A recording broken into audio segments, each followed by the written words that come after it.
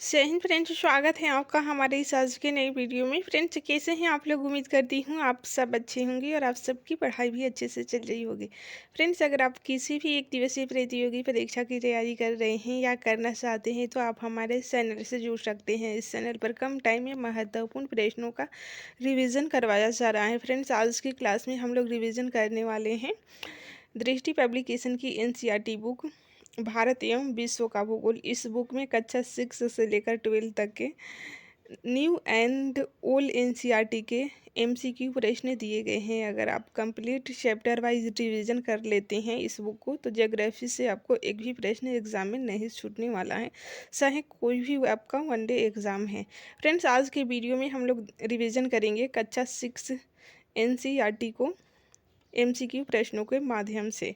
अगर आप बुक नहीं भी पढ़े हैं तो कंप्लीट रिवीजन कर लेते हैं तो आपको एग्ज़ाम में एक भी प्रश्न नहीं छूटने वाला है। तो चलिए वीडियो की शुरुआत करते हैं टाइम को बिना बर्बाद किए। फ्रेंड्स, इस वीडियो का पीडीएफ प्राप्त करने के लिए आप हमारे टेलीग्राम चैनल से जुड़ सकते हैं। क्लास 6 का फर्स्ट चैप्टर है सौर मंडल में पृथ्वी। फ्रेंड्स, इस वीडियो का पीडीएफ प्राप्त करने के लिए आप हमारे टेलीग्राम चैनल से जुड़ सकते हैं, जिसका लिंक आपको डिस्क्रिप्शन बॉक्स में मिल जाएगा। फर्स्ट क्वेश्चन है, निम्नलिखित में से कौन से खगोलीय पिंड हैं? इनमें से कौन से खगोलीय पिंड हैं? राइट आंसर है ऑप्शन डी, चंद्रमा, उल्का पिंड, सूर्य, पृथ्वी। ये सभी खगोलीय पिंड हैं। ठीक है, सभी खगोलीय पिंड हैं, चंद्रमा, उल्का पिंड, पृथ्वी और सूर्य। क्या परिभाषा है खगोलीय पिंड का? तो देखिए, सूर्य, चंद्रमा, पृथ्वी, उल्का पिंड तथा ये सभी वस्तुएं जो रात के समय आसमान में चमकती हैं खगोलीय पिंड कहलाती हैं। नेक्स्ट क्वेश्चन है, किन खगोलीय पिंडों को तारा कहते हैं? किन खगोलीय पिंडों को तारा कहते हैं? राइट आंसर है ऑप्शन बी, जिसके पास अपनी ऊष्मा तथा प्रकाश होता है उसे खगोलीय पिंड कहते हैं। एक्सप्लेनेशन देखते हैं। कुछ खगोलीय पिंड बड़े आकार वाले तथा गर्म होते हैं। ये गैसों से बने होते हैं। इनके पास अपनी ऊष्मा तथा प्रकाश होता है जिसको ये बड़ी मात्रा में उत्सर्जित करते हैं। इन खगोलीय पिंडों को ही तारा कहते हैं। सूर्य भी एक तारा है। ठीक है, नेक्स्ट क्वेश्चन है, तारों के विभिन्न समूहों के द्वारा बनाई गई विविध आकृतियां क्या कहलाती हैं? राइट आंसर है ऑप्शन डी, नक्षत्र मंडल कहलाती हैं। नक्षत्र मंडल। नेक्स्ट क्वेश्चन है, इसका एक्सप्लेनेशन देखते हैं। देखिए, रात्रि में आसमान की ओर देखते समय तारों के विभिन्न समूहों के द्वारा बनाई गई आकृतियां दिखाई देती हैं, इन्हें नक्षत्र मंडल कहते हैं। नेक्स्ट क्वेश्चन है, अंतरिक्ष से संबंधित अर्सा मेजर या बिग बियर का संबंध किससे है? अर्सा मेजर और बिग बियर का संबंध, ये प्रीवियस क्वेश्चन भी है क्योंकि एग्जाम में पूछा गया है। तो इसका संबंध है नक्षत्र मंडल से। ऑप्शन बी राइट आंसर है। नक्षत्र मंडल से संबंधित है अर्सा मेजर तथा बिग बियर। अर्सा मेजर या बिग बियर एक प्रकार का नक्षत्र मंडल है। स्मॉल बियर या सप्तर्षि 7 तारों का समूह को सप्तवर्षी कहते हैं। बहुत आसानी से पहचान में आने वाला नक्षत्र मंडल है। ये एक बड़े नक्षत्र मंडल अर्सा मेजर के भाग हैं। आगे के प्रश्नों को देखते हैं। फ्रेंड्स, यकीन मानिए इतना आप कर लेते हैं सभी सब्जेक्ट का एनसीईआरटी का चैप्टर वाइज रिवीजन तो आपको एक अलग तरह का कॉन्फिडेंस आएगा, एग्जाम में प्रश्न गलत नहीं होंगे। किन खगोलीय पिंडों को ग्रह कहा जाता है? राइट आंसर है ऑप्शन सी, जिसके पास अपनी ऊष्मा एवं प्रकाश नहीं होता एवं जो तारों के प्रकाश से प्रकाशित होते हैं उसे ही कहते हैं ग्रह। ठीक है, जिसके पास अपनी ऊष्मा नहीं होती है एवं प्रकाश नहीं होता है, तारों के प्रकाश से प्रकाशित होता है, जैसे कि पृथ्वी एक तरह का ग्रह है। ठीक है, कुछ खगोलीय पिंडों में अपना प्रकाश एवं ऊष्मा नहीं होती हैं, वे तारों के प्रकाश से प्रकाशित होते हैं। ऐसे पिंड ग्रह कहलाते हैं। ग्रह जिसे अंग्रेजी में प्लेनेट कहते हैं, ग्रीक भाषा के प्लेनेटाई से बना है, जिसका अर्थ होता है परिभ्रमक, अर्थात चारों ओर घूमने वाले। नेक्स्ट क्वेश्चन है फ्रेंड्स, निम्नलिखित कथनों पर विचार कीजिए। आपको बताना है कि इनमें से कौन सा कथन सही है। सही कथन की पहचान करना है। तो चलिए देखते हैं। पृथ्वी एक ग्रह है तथा यह अपना संपूर्ण प्रकाश एवं ऊष्मा सूर्य से प्राप्त करती है। तो बिल्कुल सही है, पृथ्वी एक ग्रह है और ये संपूर्ण प्रकाश एवं ऊष्मा सूर्य से प्राप्त करती हैं। नेक्स्ट स्टेटमेंट है, पृथ्वी सूर्य से दूरी के हिसाब से चौथे ग्रह तथा आकार में तीसरा बड़ा ग्रह है। तो ये गलत दिया हुआ है। ठीक है, क्योंकि ये चौथा नहीं बल्कि तीसरा है। बुध, शुक्र, पृथ्वी ये तीसरे नंबर का ग्रह है। एक्सप्लेनेशन देखते हैं। इसका राइट आंसर ऑप्शन ए हो जाएगा। पृथ्वी जिस पर हम रहते हैं एक ग्रह है। यह अपना संपूर्ण प्रकाश एवं ऊष्मा सूर्य से प्राप्त करती हैं, जो कि पृथ्वी के सबसे नज़दीक का तारा है। सूर्य पृथ्वी के सबसे नज़दीक का तारा है। पृथ्वी को बहुत अधिक दूरी से, जैसे चंद्रमा से देखने पर यह चंद्रमा की तरफ चमकती हुई प्रतीत होती है। सूर्य से दूरी के हिसाब से पृथ्वी तीसरा ग्रह है तथा आकार की बात करें तो आकार में पांचवा सबसे बड़ा ग्रह है। सूर्य से बढ़ती दूरी के आधार पर ग्रहों का सही क्रम क्या है? ऑप्शन डी राइट आंसर है। बुध, शुक्र, पृथ्वी और मंगल, ये दूरी के हिसाब से सही क्रम है। सभी ग्रहों का सही क्रम देख लेते हैं। तो देखिए, बुध, शुक्र, पृथ्वी, मंगल, बृहस्पति, शनि, यूरेनस यानी कि अरुण, नेपच्यून यानी कि वरुण। ठीक है, तो ये सही क्रम है दूरी के अनुसार। बुध, शुक्र, पृथ्वी, मंगल, ये चार ग्रह चार करके याद रखिए। बुध, शुक्र, पृथ्वी, मंगल, फिर बृहस्पति, शनि, यूरेनस, नेपच्यून। ठीक है, नेक्स्ट क्वेश्चन है, नीचे दिए गए ग्रहों में से कौन से आंतरिक ग्रह हैं? आंतरिक ग्रह कौन से हैं? तो इसमें से देखिए, शुक्र हो जाएगा, बुध, मंगल, पृथ्वी भी है तो लेकिन ऑप्शन में नहीं है, तो आपका इसमें आंसर हो जाएगा 1, 2, 3। ऑप्शन बी सही उत्तर है। ठीक है, बृहस्पति बाह्य ग्रह हो जाएगा, आंतरिक नहीं होगा। तो इस तरह से आपका बी आंसर सही है। वे ग्रह जो सूर्य के नज़दीक हैं एवं चट्टानों से बने हैं आंतरिक ग्रह कहलाते हैं। बुध, शुक्र, पृथ्वी और मंगल आंतरिक ग्रह के अंतर्गत आते हैं। नीचे दिए गए ग्रहों में से कौन से वाह्य ग्रह हैं? तो बाहरी ग्रह को आपको बताना है। तो देखिए, इसका राइट आंसर हो जाएगा बृहस्पति, नेपच्यून, शनि, वरुण, ये चारों ही बाह्य ग्रह हैं। ठीक है, वाना ग्रह सूर्य से बहुत दूर हैं तथा बहुत बड़े आकार के हैं। ये गैस और तरल पदार्थों से बने हैं। बृहस्पति, शनि, यूरेनस और नेपच्यून वाना ग्रह हैं। ठीक है फ्रेंड्स, वीडियो पसंद आ रहा है तो प्लीज़ लाइक कर दीजिए। चैनल पर नए हैं तो चैनल को सब्सक्राइब कर लीजिए। नेक्स्ट क्वेश्चन है, नीचे दिए गए कथन एवं कारण पर विचार कीजिए। पहला कथन है, बुध का सूर्य के चारों ओर परिक्रमण काल सौर मंडल के सभी ग्रहों में सबसे कम है। दूसरा कारण है कि बुध सूर्य के सबसे नज़दीक का ग्रह है। तो देखिए, इसमें ए सही हो जाएगा, बिल्कुल सही है। बुध का सूर्य के चारों ओर परिक्रमण काल सौर मंडल के सभी ग्रहों से कम है। इसका रीज़न है कि ये सबसे नज़दीक हैं। तो दोनों सही हैं और कारण भी सही है। कथन ए का सही कारण है, नज़दीक होने के कारण ही इसका परिक्रमण काल कम है। ठीक है, तो ऑप्शन ए सही उत्तर हो जाएगा। सबसे कम यानी कि 88 दिन है। सौर मंडल में किन दो ग्रहों के बीच क्षुद्र ग्रह पट्टी पाई जाती है? तो आप सभी को पता है, बृहस्पति और मंगल के बीच क्षुद्र ग्रह की पट्टी पाई जाती है। मंगल और बृहस्पति सही उत्तर हो जाएगा। तारों, ग्रहों एवं उपग्रहों के अतिरिक्त असंख्य छोटे पिंड सूर्य के चारों ओर चक्कर लगाते हैं। इन पिंडों को क्षुद्र ग्रह कहते हैं। ये मंगल और बृहस्पति की कक्षाओं के बीच पाए जाते हैं। वैज्ञानिकों के अनुसार क्षुद्र ग्रह के ही भाग होते हैं जो वर्षों पहले विस्फोट के बाद ग्रहों से टूटकर अलग हो गए हैं।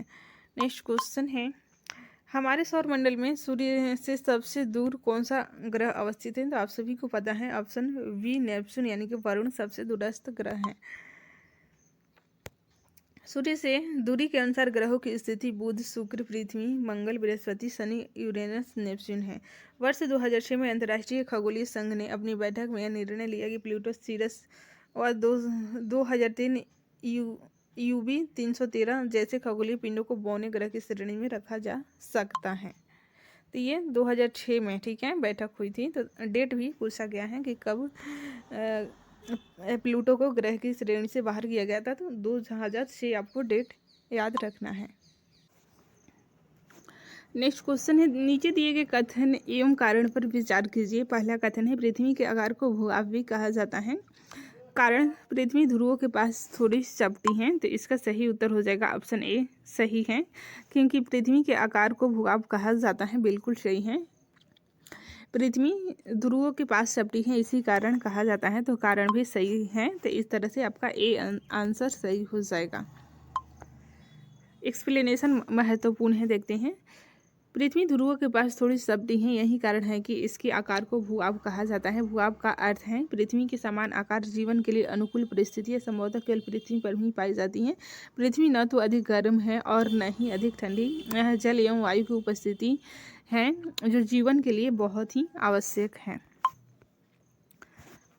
निम्नलिखित में से कौन से कथन सत्य हैं? आपको सत्य कथन की पहचान करनी है। तो देखिए, पहला कथन है अंतरिक्ष से देखने पर पृथ्वी हरे रंग की दिखाई देती है, तो बिल्कुल गलत है, नीले रंग की दिखाई देती है। पृथ्वी का हरा रंग हमें यहाँ के वनों के कारण दिखाई देता है, तो ये भी गलत दिया हुआ है। इस तरह से आपका डी आंसर सही हो जाएगा। कथन 1 और 2 सही हैं। अंतरिक्ष से देखने पर पृथ्वी नीले रंग की दिखाई पड़ती है क्योंकि पृथ्वी की 2/3 सतह जल से ढकी हुई है, इसलिए इसे नीला ग्रह कहा जाता है। सौरमंडल का निर्माण किससे मिलकर होता है? राइट आंसर है ग्रह, सूर्य, उपग्रह, उल्का पिंड, ये चारों से मिलकर सौरमंडल का निर्माण होता है। इस तरह से आपका सही उत्तर हो जाएगा ऑप्शन डी। सूर्य 8 ग्रह, उपग्रह तथा कुछ अन्य खगोलीय पिंड जैसे क्षुद्र ग्रह एवं उल्का पिंड मिलकर सौरमंडल का निर्माण करते हैं। उसे हम सौर परिवार का नाम देते हैं, जिसका मुखिया सूर्य है। नेक्स्ट क्वेश्चन है निम्नलिखित में से कौन से कथन सही हैं? सूर्य का खिंचाव बल सौरमंडल को बांधे रखता है। सूर्य का खिंचाव बल सौरमंडल को बांधे रखता है। दूसरा कथन है सूर्य सौरमंडल के लिए प्रकाश एवं ऊष्मा का मुख्य स्रोत है। ठीक है, तो देखिए इसमें दोनों सही हो जाएंगे। सूर्य का खिंचाव बल सौरमंडल को बांधे रखता है, सूर्य सौरमंडल के लिए प्रकाश एवं ऊष्मा का मुख्य स्रोत है, तो दोनों सही हैं। इस तरह से दोनों सही होने पर आपका सी सही उत्तर हो जाता है। नेक्स्ट क्वेश्चन है, इसके एक्सप्लेनेशन महत्वपूर्ण है, देखते हैं। सूर्य सौरमंडल के केंद्र में स्थित है। यह बहुत बड़ा है एवं अत्यधिक गर्म गैसों से बना है। इसका खिंचाव बल इससे सौरमंडल को बांधे रखता है। सूर्य सौरमंडल के लिए प्रकाश एवं ऊष्मा का मुख्य स्रोत है। हम सूर्य की अत्यधिक तेज ऊष्मा को महसूस नहीं करते क्योंकि यह पृथ्वी के सबसे नज़दीक का तारा होने के बावजूद हमसे लगभग 15 करोड़ किलोमीटर दूर है। इसी कारण सूर्य के प्रकाश को पृथ्वी पर पहुंचने में लगभग 8 मिनट का समय लगता है, लगभग 8 मिनट का। ठीक है, नेक्स्ट क्वेश्चन है फ्रेंड्स, सौरमंडल के ग्रह जो सूर्य का चक्कर लगाते हैं, उनके रास्ते किस आकार में फैले होते हैं? राइट आंसर है दीर्घवृत्ताकार में फैले होते हैं। दीर्घवृत्ताकार, ये भी पूछा गया प्रश्न है, ध्यान रखिएगा। सौरमंडल के सभी 8 ग्रह एक निश्चित पथ पर सूर्य का चक्कर लगाते हैं। ये रास्ते दीर्घवृत्ताकार रूप में फैले हुए हैं, ये कक्षा कहलाते हैं। किस ग्रह को पृथ्वी का जुड़वा ग्रह कहते हैं? राइट आंसर है ऑप्शन बी, शुक्र ग्रह को पृथ्वी का जुड़वा ग्रह कहते हैं। शुक्र को पृथ्वी का जुड़वा ग्रह मानते हैं क्योंकि यह आकार, घनत्व एवं व्यास में पृथ्वी के लगभग बराबर है, न कि बराबर। ठीक है, पृथ्वी का सबसे निकटतम ग्रह कौन सा है? राइट आंसर है ऑप्शन बी, शुक्र पृथ्वी का सबसे निकटतम ग्रह है। नेक्स्ट क्वेश्चन है, हमारे सौरमंडल का सबसे बड़ा एवं सबसे छोटा ग्रह कौन सा है? राइट आंसर है ऑप्शन ए, बृहस्पति एवं बुध। ये हमारे सौरमंडल का सबसे छोटा और सबसे बड़ा है। सबसे बड़ा बृहस्पति, सबसे छोटा बुध है। ठीक है, कौन से वे 2 ग्रह हैं जिनका सौरमंडल के अन्य ग्रहों की तुलना में परिक्रमण विपरीत दिशा में है? तो आप सभी को पता है शुक्र और शनि, ये बहुत बार पूछा गया है। शुक्र और शनि ये 2 ग्रह हैं जिनका विपरीत पृथ्वी सौरमंडल के अन्य ग्रहों की तुलना में विपरीत दिशा में परिक्रमण है। ठीक है, शुक्र और यूरेनस की परिक्रमण की दिशा अन्य ग्रहों के विपरीत होती हैं। शुक्र और यूरेनस बड़ी घड़ी की सुई की दिशा में घूमते हैं, जबकि अन्य ग्रह घड़ी की सुई के विपरीत दिशा में घूमते हैं। तो शुक्र और यूरेनस आपको याद रखना है। नेक्स्ट क्वेश्चन है, निम्नलिखित कथनों पर विचार कीजिए। पहला कथन है बृहस्पति शनि तथा यूरेनस के चारों ओर चले हैं। बृहस्पति शनि तथा यूरेनस के चारों ओर चले हैं, तो बिल्कुल सही है। ये छल्ले विभिन्न पदार्थों के असंख्य छोटे छोटे पिंडों से बनी पट्टियां हैं, तो बिल्कुल सही हैं। तो दोनों कथन सही हैं। इस तरह से आपका सी उत्तर सही हो जाएगा। 1 और 2 दोनों कथन सही हैं। हमारे सौरमंडल में किन ग्रहों के पास एक भी चंद्रमा प्राकृतिक उपग्रह नहीं है? तो इसका राइट आंसर है ऑप्शन डी, 1 और 3 सही हो जाएगा। 1, 3 बुध और शुक्र के पास चंद्रमा नहीं है। ठीक है, यानी कि कोई उपग्रह नहीं है। नेक्स्ट क्वेश्चन है, नीचे दिए गए ग्रहों में से सबसे अधिक चंद्रमा प्राकृतिक उपग्रह किसके पास हैं? तो देखिए सबसे अधिक है शनि के पास। इसमें भले ही भी दिया हुआ है तो इसको आपको नहीं ध्यान रखना है, क्योंकि बहुत सारे बुक में हम देखे हैं उसमें शनि ग्रह के सबसे अधिक चंद्रमा है। ठीक है, ये संख्या बढ़ गई है, पहले दिया हुआ था एनसीईआरटी में उसके बेस पर है, लेकिन अभी बढ़ गई है, तो अभी को आपको ध्यान रखना है। ठीक है, नेक्स्ट क्वेश्चन है, निम्नलिखित में से कौन से कथन सत्य हैं? राइट आंसर है ऑप्शन ए सही है। उपग्रह अपने ग्रह की परिक्रमा करते हैं, साथ ही सूर्य की भी परिक्रमा करते हैं, तो बिल्कुल सही है। उपग्रह अपने ग्रह की भी परिक्रमा करते हैं और साथ ही साथ सूर्य की भी परिक्रमा करते हैं। पृथ्वी के उपग्रह चंद्रमा का व्यास पृथ्वी के व्यास से आधा है, तो ये सही नहीं है। ठीक है, 1/4 है, 1/4 है। ठीक है, उपग्रह को अंग्रेजी में सैटेलाइट कहते हैं, जिसका अर्थ होता है साथी या सहचर। ये उपग्रह अपने ग्रहों की परिक्रमा करने के साथ साथ सूर्य की भी परिक्रमा करते हैं, अतः कथन एक सत्य है। हमारी पृथ्वी के पास केवल एक उपग्रह है चंद्रमा, जिसका व्यास पृथ्वी के व्यास के लगभग 1/4 है, 1/4 है। यह इतना बड़ा इसलिए प्रतीत होता है क्योंकि यह हमारे ग्रह से अन्य पिंडों की अपेक्षा नज़दीक हैं। ठीक है, नज़दीक नहीं है लेकिन अन्य की अपेक्षा नज़दीक हैं। आगे के प्रश्नों को देखते हैं। प्राचीन भारत के प्रसिद्ध खगोल शास्त्री कौन थे? प्राचीन भारत के प्रसिद्ध खगोल शास्त्री से आर्यभट्ट। ठीक है, इन्होंने ही शून्य को नंबर सिस्टम में शामिल किया था, आर्यभट्ट ने। ये खगोल शास्त्री भी थे। खगोलीय पिंडों एवं उनकी गति के संबंध में अध्ययन करने वाले को खगोल शास्त्री कहते हैं। आर्यभट्ट प्राचीन भारत के प्रसिद्ध खगोल शास्त्री थे और गणितज्ञ भी थे, ये भी आपको ध्यान रखना है। नीचे दिए कथन एवं कारण पर विचार कीजिए। कथन और कारण पर विचार कीजिए। कथन है, पृथ्वी से हमें चंद्रमा का केवल एक ही भाग दिखाई देता है। कारण है, चंद्रमा के द्वारा पृथ्वी का एक चक्कर पूरा करने में लगने वाले समय अपने अक्ष पर एक चक्कर पूरा करने में लगने वाले समय से अधिक होता है। तो देखिए इसमें सी सही हो जाएगा। ए सही है परंतु आर गलत दिया हुआ है, सी सही उत्तर हो जाएगा। चंद्रमा के द्वारा पृथ्वी का एक चक्कर पूरा करने में लगने वाले समय अपने अक्ष पर एक चक्कर पूरा करने में लगने वाले समय से अधिक होता है, तो ये गलत है। एक्सप्लेनेशन देखते हैं ताकि क्लियर हो जाए। चंद्रमा पृथ्वी का एक चक्कर लगभग 27 दिनों में पूरा करता है। लगभग इतने ही समय में यह अपने अक्ष पर एक चक्कर भी पूरा करता है, अतः चंद्रमा के द्वारा पृथ्वी का एक चक्कर पूरा करने में लगने वाला समय अपने अक्ष पर एक चक्कर पूरा करने में लगने वाले समय के बराबर ही होता है। इसके परिणाम स्वरूप पृथ्वी से हमें चंद्रमा का केवल एक ही भाग दिखाई देता है। नील आर्मस्ट्रॉन्ग पहले व्यक्ति थे जिन्होंने 20 जुलाई 1969 को सबसे पहले चंद्रमा की सतह पर कदम रखा। स्रोत है नासा की आधिकारिक वेबसाइट के अनुसार, जबकि एनसीईआरटी कक्षा 6 की पाठ्य पुस्तिका के अनुसार 21 जुलाई 1969 है। ठीक है, तो एक दिन का फर्क इसमें आपको देखने को मिलेगा नासा की वेबसाइट और एनसीईआरटी की पुस्तक में। नीचे दिए गए कथनों पर विचार कीजिए। पहला कथन है, सूर्य के चारों ओर चक्कर लगाने वाले पत्थरों के छोटे छोटे टुकड़ों को उल्का पिंड कहते हैं। दूसरा कथन है, खुले आकाश में फैली एक छोर से दूसरे छोर तक चौड़ी सफेद पट्टी जो कि लाखों तारों का समूह है, आकाश गंगा कहलाती है। तो देखिए इसमें दोनों सही हो जाएंगे, एक और दो, दोनों कथन सही है। सूर्य के चारों ओर चक्कर लगाने वाले पत्थरों के छोटे छोटे टुकड़ों को उल्का पिंड कहते हैं, बिल्कुल सही है। उल्का पिंड की यही परिभाषा है। खुले आकाश में फैली एक छोर से दूसरे छोर तक चौड़ी सफेद पट्टी जो कि लाखों तारों का समूह है को आकाश गंगा कहते हैं, तो ये भी सही है, दोनों कथन सही है। आकाश गंगा खुले आकाश में फैली एक छोर से दूसरे छोर तक चौड़ी सफेद पट्टी जो कि लाखों तारों का समूह है, आकाश गंगा कहलाता है। ठीक है, आगे के प्रश्नों को देखते हैं। एक्सप्लेनेशन महत्वपूर्ण है, देखते हैं। देखिए, सूर्य के चारों ओर चक्कर लगाने वाले पत्थरों के छोटे छोटे टुकड़ों को उल्का पिंड कहते हैं।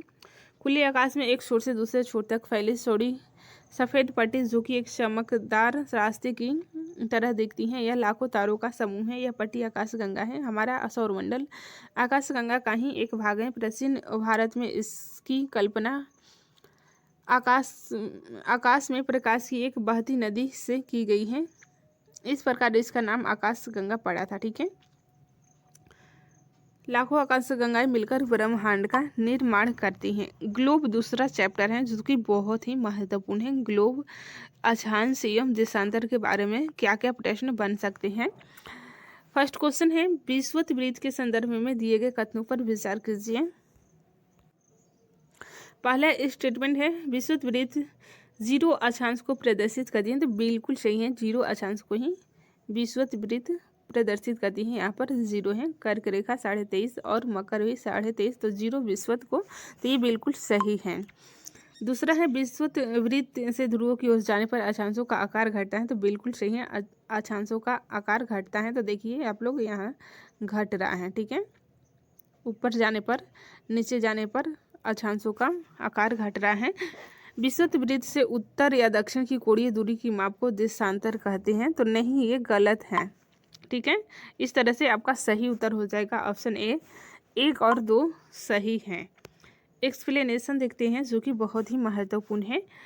विषुवत वृत्त से उत्तर या दक्षिण की कोणीय दूरी की माप को अक्षांश कहते हैं। इसे विषुवत वृत्त से दोनों ध्रुवों की ओर अंशों में मापा जाता है।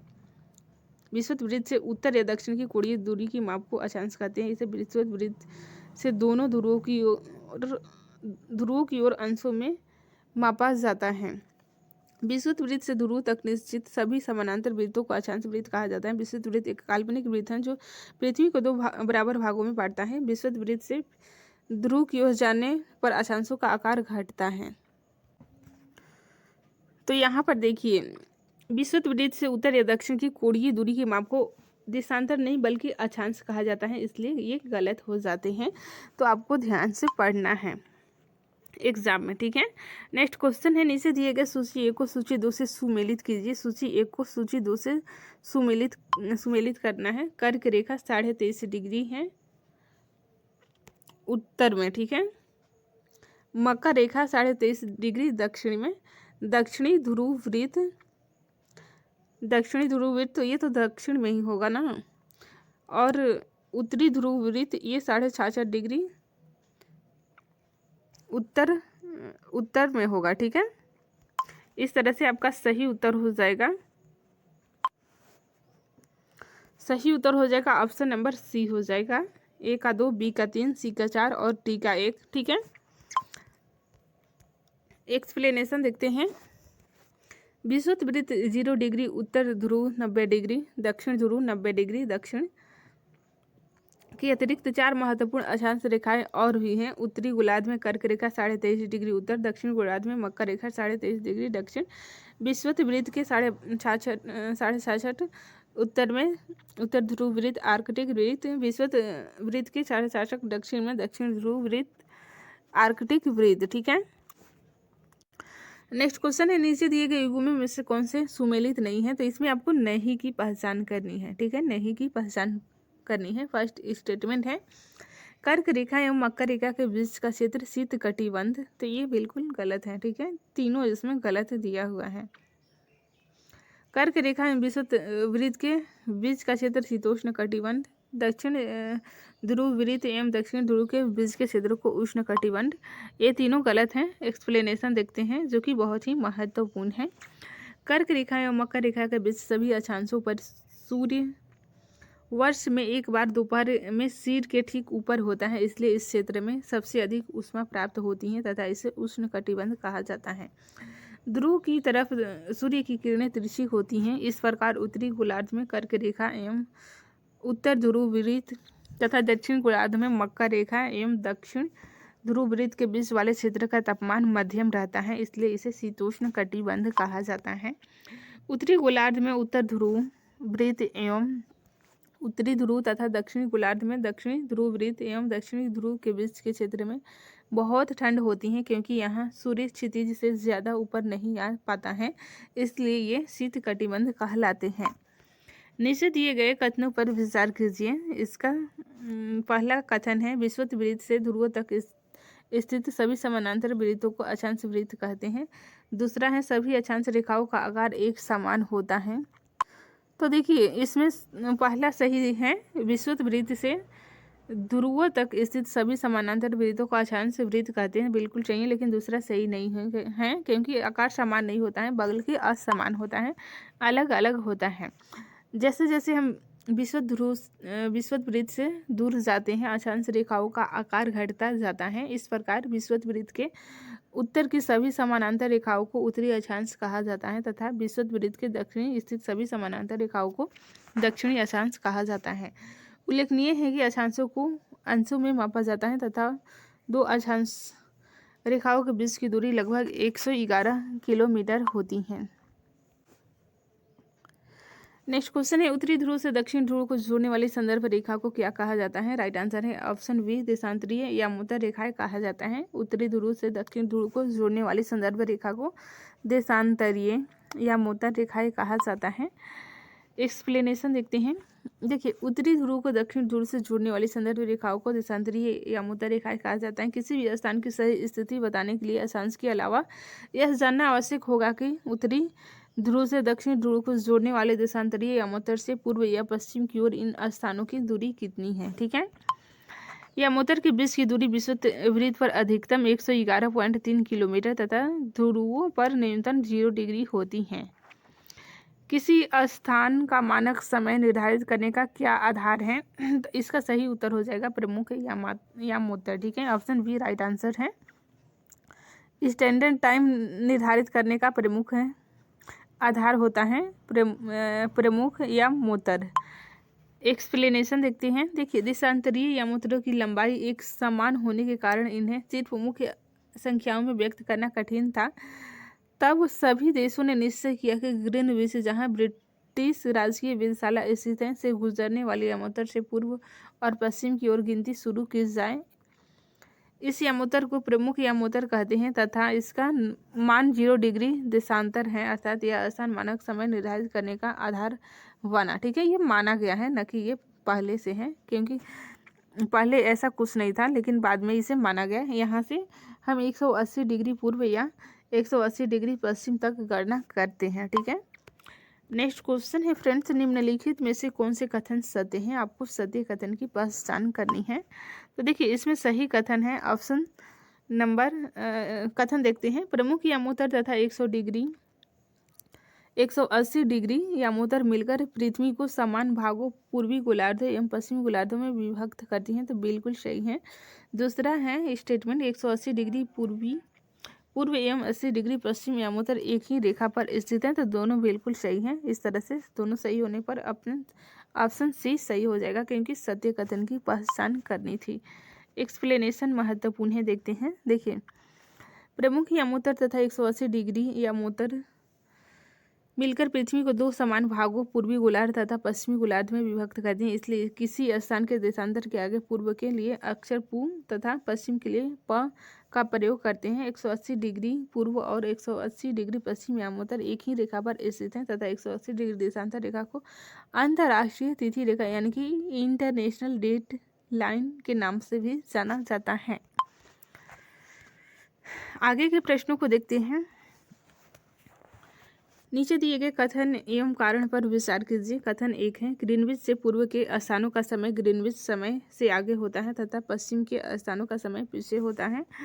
कारण, पृथ्वी अपने काल्पनिक अक्ष पर पूर्व से पश्चिम की ओर घूमती है, तो देखिए इसमें सी सही हो जाएगा। ए सही है, परंतु आर गलत है, क्योंकि पश्चिम से पूर्व पृथ्वी घूमती है, न कि पूर्व से पश्चिम। ठीक है, पृथ्वी अपने काल्पनिक अक्ष पर पश्चिम से पूर्व की ओर चक्कर लगाती है, तभी स्थान जो ग्रीनविच के पूर्व में है उनका समय ग्रीनविच से आगे होगा तथा जो पश्चिम में है उनका समय पीछे होगा। यही कारण है। ठीक है, ये दिया रहता तब आपका ये सही होता। ठीक है, नेक्स्ट क्वेश्चन है, पृथ्वी को अपने अक्ष पर 1 डिग्री घूमने में कितना समय लगता है? वेरी इंपॉर्टेंट है। तो 4 मिनट का समय लगता है। कैसे लगता है? तो देखिए, पृथ्वी अपने अक्ष पर 24 घंटे में 360 डिग्री घूमती है। ठीक है, 24 घंटे में 360 डिग्री, तो 1 घंटे में 360 बाई 24 तो 15 डिग्री हो जाएगा। 1 घंटे में 60 मिनट होते हैं, तो 15 डिग्री घूमने में लगा समय 60/15 तो 4 मिनट। ठीक है, 1 डिग्री घूमने में 4 मिनट लगेगा और 15 डिग्री घूमने में 60 मिनट लगता है। पृथ्वी को 1 डिग्री घूमने में 4 मिनट लगता है, तो ये भी प्रश्न पूछा गया है एग्जाम में। नेक्स्ट क्वेश्चन है, यदि कोई स्थान ग्रीनविच से 20 डिग्री पूर्व में स्थित है तब ग्रीनविच और उस स्थान के समय में कितना अंतर होगा। राइट आंसर है 1 घंटा 20 मिनट होगा। कैसे होगा तो देखिए यहाँ पे देखते हैं, 1 डिग्री बराबर 4 मिनट होता है, तो 20 डिग्री देशांतर बराबर 20 का 80 मिनट हो जाएगा। 1 घंटा 20 मिनट को 80 मिनट कहा जाता है, ठीक है। अर्थात अगर ग्रीनविच में दोपहर के 12 बजे होंगे तब उस स्थान पर दोपहर के 1:20 होगा, क्योंकि 1 घंटा 20 मिनट आगे होगा। भारत के किस यामोत्तर देशांतर को स्थानीय समय को भारत का मानक समय माना गया है, तो वेरी इंपॉर्टेंट है, ये 82.5 डिग्री होगा, ठीक है। 82.5 डिग्री ऑप्शन ए सही हो जाएगा।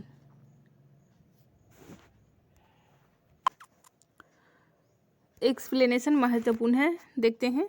भारत में गुजरात की द्वारका तथा असम के डिब्रूगढ़ के स्थानीय समय में लगभग 1 घंटा 45 मिनट का अंतर होता है, ठीक है। इसलिए यह आवश्यक था कि देश के मध्य भाग से होकर गुजरने वाली किसी यामोत्तर के स्थानीय समय को देश का मानक समय माना जाए। भारत में 82.5 डिग्री पूर्व को मानक यामोत्तर माना गया है, ठीक है, माना गया है, लेकिन स्थानीय समय में अंतर होता है। जो उत्तर प्रदेश के मिर्ज़ापुर, कुछ स्रोतों में से इलाहाबाद के नैनी को भी बताया गया है, ठीक है, से होकर गुजरती हैं। और इलाहाबाद की जगह पे प्रयागराज अब नाम देगा एग्जाम में, तो आपको परेशान होने की कोई ज़रूरत नहीं है, ठीक है, क्योंकि इसी का नाम है। तो 82.5 डिग्री आपको याद रखना है। भारत का मानक समय ग्रीनविच के मानक समय से कितना आगे है, तो आप सभी को पता है 5.5 घंटा आगे हैं, 5 घंटा 30 मिनट आगे हैं मानक समय ग्रीनविच से, ठीक है।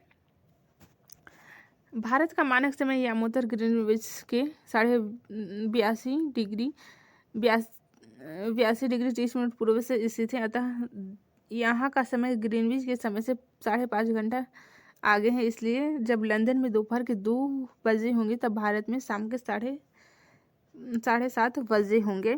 इस तरह से हम लोग 2 चैप्टर कंप्लीट कर चुके हैं। आप सभी को बधाई 2 चैप्टर रिवीजन करने के लिए। तीसरा चैप्टर है पृथ्वी की गतियाँ, जो कि बहुत ही महत्वपूर्ण है, यहाँ आपको ध्यान देने की ज़रूरत है विशेष। पहला क्वेश्चन है, नीचे दिए गए कथनों पर विचार कीजिए। पहला कथन है पृथ्वी का अपने अक्ष पर घूमना घूर्णन कहलाता है।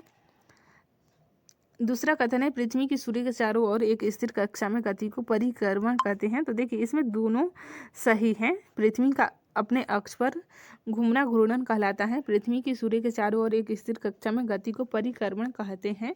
तो ये आपको ध्यान रखना है, ऑप्शन सी सही हो जाएगा। 1 और 2 दोनों सही हैं।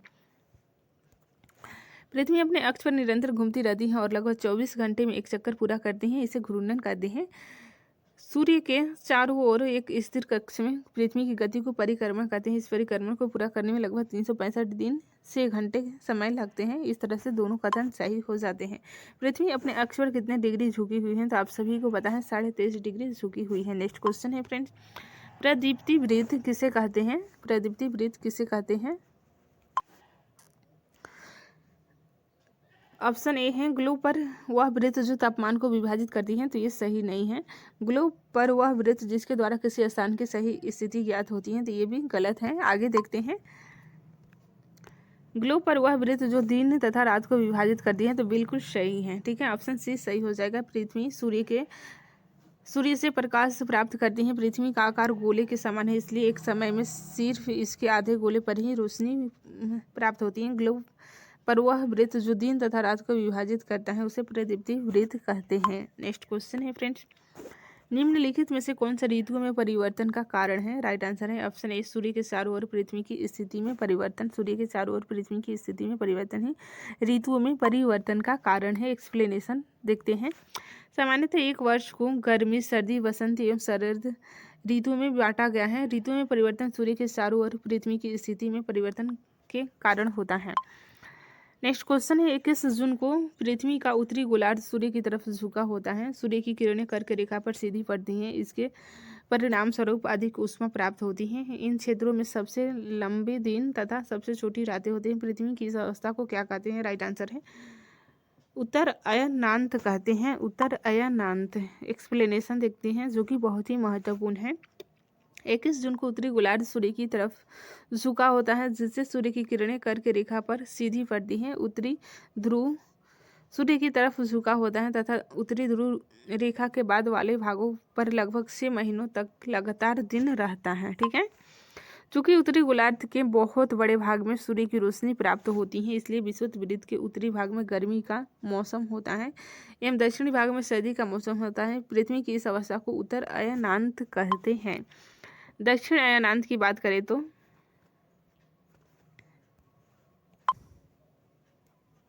दक्षिण अयनांत के संदर्भ में निम्नलिखित कथनों पर विचार कीजिए, इनमें से कौन से कथन सही हैं। तो सत्य कथन की पहचान करनी है। तो देखिए, दक्षिण ध्रुव सूर्य की ओर झुका होता है, तो बिल्कुल सही है। दक्षिणी ध्रुव सूर्य की ओर झुका होता है। सूर्य की किरणें मकर रेखा पर सीधी पड़ती हैं, तो बिल्कुल सही है। मकर रेखा पर दक्षिण अयनांत के समय पड़ती हैं। दक्षिण गोलार्ध पर छोटे दिन एवं लंबी रातें वाली ऋतु होती हैं, तो बिल्कुल गलत है। दिन बड़ा होगा न कि छोटा, तो ये उल्टा यहाँ पर दिया हुआ है स्टेटमेंट। इस तरह से आपका सही उत्तर हो जाएगा। 1 और 2 दोनों सही हैं, तो ऑप्शन सी सही उत्तर हो जाएगा। आगे के प्रश्नों को देखते हैं फ्रेंड्स। इसका एक्सप्लेनेशन बहुत ही महत्वपूर्ण है। 22 दिसंबर को दक्षिण ध्रुव के सूर्य की ओर झुके होने के कारण मकर रेखा पर सूर्य की किरणें सीधी पड़ती हैं। चूंकि सूर्य की किरणें मकर रेखा पर लंबवत पड़ती हैं, इसलिए दक्षिणी गोलार्ध के बहुत बड़े भाग में प्रकाश प्राप्त होता है। इसलिए दक्षिणी गोलार्ध में लंबे दिन तथा छोटी रातें वाली ग्रीष्म ऋतु होती हैं। पृथ्वी की इस अवस्था को दक्षिण अयनांत कहा जाता है। अतः कथन 1 और 2 दोनों सही हैं, जबकि 3 असत्य हैं। उल्लेखनीय है कि ऑस्ट्रेलिया में ग्रीष्म ऋतु में ही क्रिसमस का पर्व मनाया जाता है। तो ऑस्ट्रेलिया में ये भी प्रश्न पूछा गया है कि कब मनाया जाता है, तो वहाँ पे ग्रीष्म ऋतु में मनाया जाता है। नेक्स्ट क्वेश्चन है, विषुव के संदर्भ में नीचे दिए गए कथनों पर विचार कीजिए, इनमें से कौन से सही है। तो देखिए, इस अवस्था में सूर्य की किरणें विषुववृत्त पर सीधी पड़ती हैं, तो बिल्कुल सही है। विषुव की अवस्था में सीधी पड़ती हैं सूर्य की किरणें। पूरी पृथ्वी पर दिन और रात बराबर होती हैं, तो बिल्कुल सही है। कोई भी ध्रुव सूर्य की ओर नहीं झुका होता है, तो ये गलत है। सॉरी, ये भी सही है, तो ऑप्शन डी सही हो जाएगा। उपयुक्त सभी कथन सही हैं। 21 मार्च एवं 23 दिसंबर को सूर्य की किरणें विषुववृत्त पर सीधी पड़ती हैं, इसे विषुव कहा जाता है। 23 सितंबर को उत्तरी गोलार्ध में शरद ऋतु होती है, जबकि दक्षिणी गोलार्ध में बसंत ऋतु होती है। 21 मार्च को स्थिति इसके विपरीत होती है।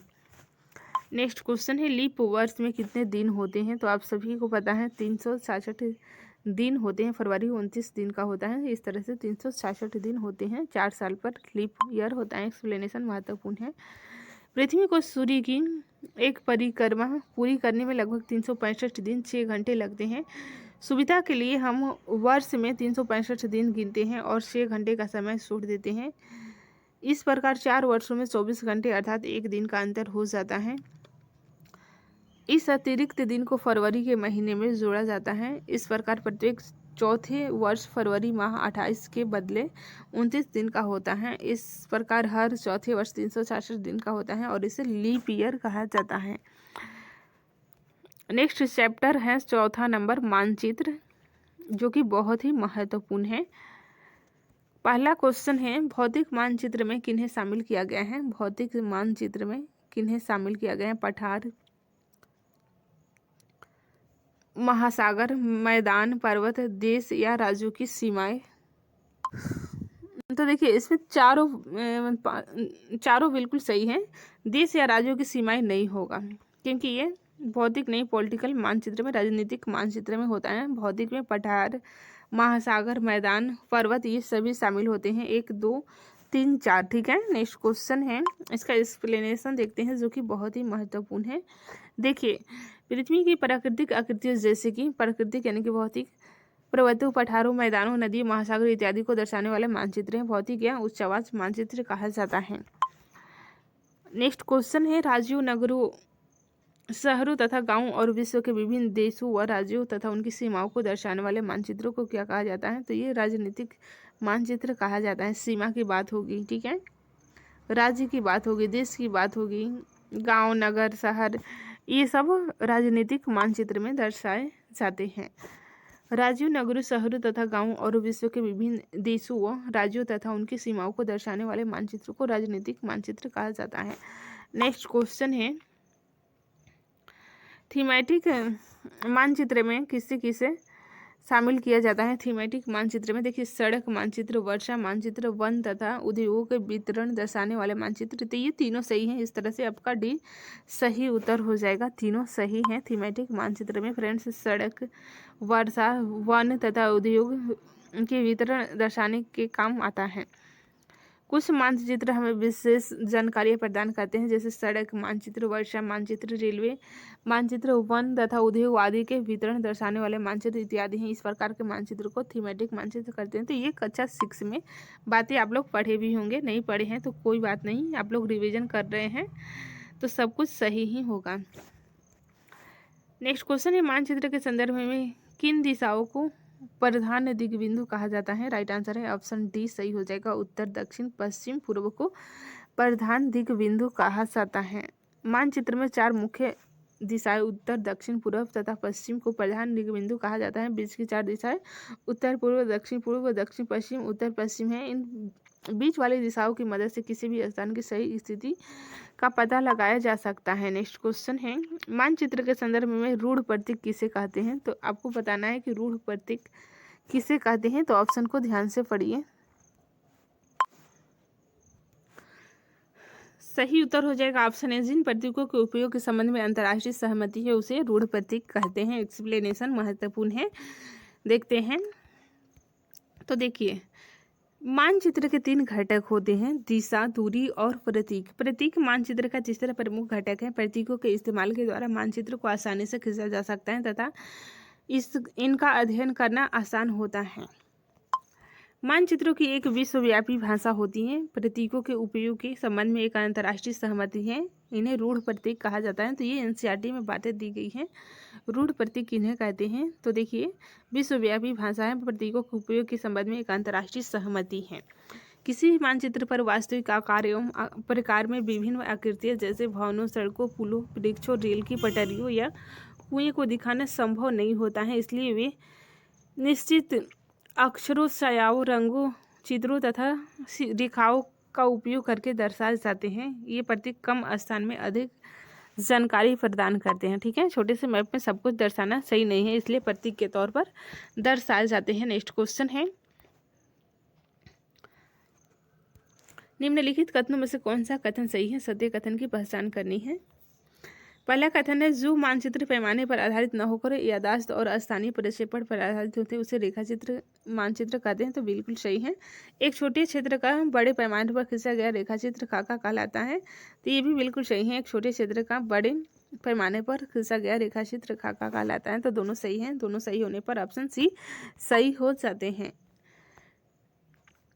रेखाचित्र मानचित्र के अंतर्गत कच्चे आरेख को बिना पैमाने की सहायता से खींचा जाता है, जो कि याददाश्त और स्थानीय प्रेक्षण पर आधारित होता है। एक छोटे क्षेत्र का बड़े पैमाने पर खींचा गया रेखाचित्र खाका कहलाता है। तो दोनों कथन सही है। नेक्स्ट चैप्टर है जो कि बहुत ही महत्वपूर्ण है। 4 चैप्टर आप लोग रिविजन कर चुके हैं, आप सभी को बधाई 4 चैप्टर रिविजन करने के लिए। 5वां चैप्टर है पृथ्वी के प्रमुख परिमंडल। जल मंडल में जल की कौन कौन सी अवस्थाओं को सम्मिलित किया जाता है? राइट आंसर है ऑप्शन डी, जल, वर्षा, जलवाष्प, ये जल मंडल में शामिल किया जाता है। ठीक है, पृथ्वी के प्रमुख परिमंडल चैप्टर हम लोग पढ़ रहे हैं, जो कि बहुत ही महत्वपूर्ण है। दूसरा क्वेश्चन है, जयमंडल के अंतर्गत कौन कौन से परिमंडल शामिल हैं? जयमंडल के अंतर्गत कौन कौन से परिमंडल शामिल हैं? सही उत्तर हो जाएगा ऑप्शन डी, स्थल मंडल, जलमंडल एवं वायुमंडल शामिल हैं। पृथ्वी का वह सीमित क्षेत्र जहाँ तीनों परिमंडल एक दूसरे के संपर्क में आते हैं जैवमंडल कहलाते हैं। ठीक है, इसी परिमंडल में सभी प्रकार के जीव पाए जाते हैं। अतः यह सबसे महत्वपूर्ण है। पृथ्वी के ये तीनों परिमंडल आपस में पारस्परिक क्रिया करते हैं तथा एक दूसरे को किसी न किसी रूप में प्रभावित करते हैं। नेक्स्ट क्वेश्चन है, विश्व का सबसे ऊंचा शिखर कौन सा है? विश्व का सबसे ऊंचा शिखर की बात करें तो आप सभी को पता है माउंट एवरेस्ट, जो कि नेपाल में है। विश्व का सबसे ऊंचा शिखर है। इसकी ऊंचाई की बात करें तो 8,848 मीटर है। समुद्र तल से 8,611 मीटर ऊंचा है, ऊंचा है। और दूसरा K2 गॉडविन अश्विन, जिसकी ऊंचाई समुद्र तल से है 8611 मीटर, दूसरा सबसे ऊंचा है। तीसरा सबसे 8556 मीटर है कंचनजंगा। ठीक है, कंचनजंगा तीसरा सबसे है। पहला एवरेस्ट, दूसरा K2, तीसरा कंचनजंगा, ठीक है। कुछ स्रोतों में माउंट एवरेस्ट की ऊंचाई 8,850 मीटर तथा कंचनजंगा की ऊंचाई 8,598 मीटर है। तो आपको कंफ्यूज होने की कोई ज़रूरत नहीं है, कोई कोई स्रोतों में अलग अलग हैं। विश्व का सबसे गहरा भाग किस महासागर में स्थित है? तो आप सभी को पता है, राइट आंसर है प्रशांत महासागर में सबसे गहरा भाग पाता है, जिसे मेरियाना गर्त कहते हैं। इसकी ऊंचाई गहराई की बात करें तो 11,022 मीटर है। कुछ स्रोतों में 11,033 मीटर भी मिलता है। निम्नलिखित में से पृथ्वी के महाद्वीपों का आकार के अनुसार सही क्रम क्या है? आकार के अनुसार सही क्रम की बात करें तो सबसे बड़ा एशिया, फिर अफ्रीका, उत्तरी अमेरिका, दक्षिणी अमेरिका और अंटार्कटिका, ये सही क्रम है। सभी महाद्वीपों का क्रम देख लेते हैं, लेकिन ये 4-5 ही पूछे जाते हैं एग्जाम में। एशिया, अफ्रीका, उत्तरी अमेरिका, दक्षिण अमेरिका का क्रम पूछा जाता है। अंटार्कटिका, यूरोप और ऑस्ट्रेलिया सबसे छोटा महाद्वीप है। दक्षिण अमेरिका के बाद आपको अंटार्कटिका ध्यान रखना है। अगर ऑप्शन में नहीं है तो यूरोप हो सकता है, अगर यूरोप भी नहीं है ऑप्शन में तो ऑस्ट्रेलिया हो सकता है। तो आपको क्रम ध्यान रखना है, क्योंकि बहुत बार प्रश्न पूछे गए हैं। नेक्स्ट क्वेश्चन है, एशिया तथा यूरोप को अलग करने वाली स्थलीय संरचना में क्या क्या शामिल है? इसका सही उत्तर हो जाएगा ऑप्शन से 1 और 2 सही है। यूराल पर्वत और यूराल नदी ये शामिल है एशिया तथा यूरोप को अलग करने वाली स्थलीय संरचना में, ठीक है। एक्सप्लेनेशन देखते हैं। यूरोप और एशिया एक ही भूभाग के रूप में दिखाई पड़ते हैं, जो यूराल पर्वत और यूराल नदी के द्वारा एक दूसरे से अलग होते हैं। पर व्यवहारिक रूप से यूरोप और एशिया को दो अलग महाद्वीप ही समझा जाता है। यूरोप एवं एशिया के संयुक्त भूभाग को यूरेशिया यानी कि यूरोप प्लस एशिया कहा जाता है, यूरेशिया। नेक्स्ट क्वेश्चन है, वह कौन सा महाद्वीप है जिससे होकर कर्क रेखा, मकर रेखा तथा विषुवत वृत्त तीनों गुजरती हैं? तो इसका राइट आंसर हो जाएगा अफ्रीका, ठीक है फ्रेंड्स। अफ्रीका ये बहुत बार पूछा गया है परीक्षा में कि कौन सा महाद्वीप है जहाँ से तीनों रेखाएं होकर गुजरती हैं। तो अफ्रीका आपको याद रखना है। अफ्रीका एशिया के बाद विश्व का सबसे दूसरा महाद्वीप है। यही एक ऐसा महाद्वीप है जिससे होकर कर्क रेखा, मकर रेखा एवं विषुवत रेखा गुजरती है। विषुवत वृत्त 0 डिग्री अक्षांश इस महाद्वीप के लगभग मध्य भाग से होकर गुजरती है। नेक्स्ट क्वेश्चन है, एशिया को अफ्रीका से अलग करने वाली नहर का क्या नाम है? राइट आंसर है ऑप्शन बी, स्वेज नहर है। स्वेज नहर के द्वारा एशिया से अफ्रीका अलग होता है। मिस्र के सिनाई प्रायद्वीप में बनाई गई स्वेज नहर विश्व की सबसे बड़ी कृत्रिम नहर है। यह नहर भूमध्य सागर को लाल सागर से जोड़ती है तथा एशिया महाद्वीप को अफ्रीका महाद्वीप से अलग करती हैं। तो बहुत ही एग्जाम की दृष्टि से ये नहर भी महत्वपूर्ण है। 1869 में इस नहर को जहाज़ों के आवागमन के लिए खोल दिया गया था, जिसके कारण यूरोप और एशिया के बीच की दूरी काफ़ी कम हो गई थी। तो देखिए ये डेट बहुत ही महत्वपूर्ण है, कब खोला गया था? 1869 ईस्वी में। यहाँ से एक चीज़ आप और याद रखते हैं, इसको याद रखने का इजी तरीका है। महात्मा गांधी का जन्म तो सभी को याद रहता है, 1869 ईस्वी में ही हुआ था, 2 अक्टूबर 1869 को। और ये भी नहर को भी खोला गया था जब महात्मा गांधी का जन्म हुआ था, ठीक है। तो ये दोनों डेट रिलेट करके याद रखिएगा, तो आप कभी नहीं भूल पाएंगे, हमेशा के लिए याद हो जाएगा, ठीक है। नेक्स्ट क्वेश्चन है, उत्तर अमेरिका तथा दक्षिण अमेरिका महाद्वीप किस देश में मिलते हैं? राइट आंसर है ऑप्शन ए, पनामा में मिलते हैं। पनामा में उत्तर अमेरिका तथा दक्षिण अमेरिका महाद्वीप पनामा में मिलते हैं, ठीक है। उत्तर अमेरिका तथा दक्षिण अमेरिका महाद्वीप पनामा देश की पूर्वी सीमा में एक संकरित स्थल से जुड़े हैं, जिसे पनामा जल संधि कहा जाता है तथा यह जल संधि अटलांटिक महासागर को प्रशांत महासागर से अलग करती है। नेक्स्ट क्वेश्चन है, दक्षिण अमेरिका महाद्वीप के संदर्भ में नीचे दिए गए कथनों पर विचार कीजिए। पहला कथन है, इस महाद्वीप के पूर्व में प्रशांत महासागर तथा पश्चिम में अटलांटिक महासागर है। दूसरा कथन है, विश्व की सबसे लंबी पर्वत श्रृंखला एंडीज इसके उत्तर से दक्षिण की ओर फैली हुई है। तीसरा है, इस महाद्वीप में विश्व की सबसे बड़ी नदी अमेजन नदी बहती है। तो ये देखिए दक्षिण अमेरिका महाद्वीप के बारे में है, तो बिल्कुल सही है। तीसरा तो बिल्कुल सही है, विश्व की सबसे बड़ी नदी अमेजन नदी बहती है। एंडीज यह पर विस्तार है उत्तर से दक्षिण। और प्रशांत महासागर पूरब में प्रशांत महासागर, नहीं ये गलत है, पश्चिम में होगा, पश्चिम में प्रशांत महासागर और इसके पूरब में अटलांटिक है। तो एक सही नहीं है, बल्कि 2 और 3 सही दिया हुआ है, तो आपको ध्यान देना है। इस तरह से आपका 20 सही हो जाएगा। एक असत्य है, दक्षिण अमेरिका महाद्वीप के पूर्व में अटलांटिक महासागर है तथा पश्चिम में प्रशांत महासागर है। इस महाद्वीप का अधिकांश भाग दक्षिणी गोलार्ध में स्थित है, जबकि कथन 2 और 3 सत्य हैं। तो ऊपर हम बता चुके हैं। किस महाद्वीप को द्वीपीय महाद्वीप कहा जाता है, कहते हैं? राइट आंसर है ऑप्शन डी, ऑस्ट्रेलिया को द्वीपीय महाद्वीप कहा जाता है। क्या रीजन है? तो ऑस्ट्रेलिया महाद्वीप को द्वीपीय महाद्वीप कहा जाता है। यह चारों तरफ से महासागरों तथा समुद्रों से घिरा हुआ है। ऑस्ट्रेलिया विश्व का सबसे छोटा महाद्वीप है, जो कि पूरी तरह से दक्षिणी गोलार्ध में स्थित है। रूपों उदाहरण पर्वत, घाटी, पठार एवं मैदानों का निर्माण किन प्रक्रियाओं के परिणाम स्वरूप हुआ है? राइट आंसर है ऑप्शन सी, आंतरिक एवं वाना दोनों प्रक्रियाओं के कारण हुआ है। वेरी इंपॉर्टेंट है फ्रेंड्स। पृथ्वी के विभिन्न स्थल रूपों उदाहरण के स्वरूप देखिए, पर्वत, घाटी, पठार एवं मैदानों का निर्माण आंतरिक एवं वाना दोनों प्रक्रियाओं के कारण हुआ है। नेक्स्ट क्वेश्चन है, इसका एक्सप्लेनेशन महत्वपूर्ण है, देखते हैं। देखिए, विभिन्न प्रकार के स्थल रूपों का निर्माण 2 प्रक्रियाओं से होता है। प्रथम या आंतरिक कह सकते हैं। प्रक्रिया के कारण बहुत से स्थलों पर पृथ्वी की सतह कहीं ऊपर उठ जाती है तो कहीं धंस जाती है। ठीक है, ये आंतरिक प्रक्रिया है के कारण पृथ्वी का सतह कहीं ऊपर उठता है तो कहीं धंस जाता है।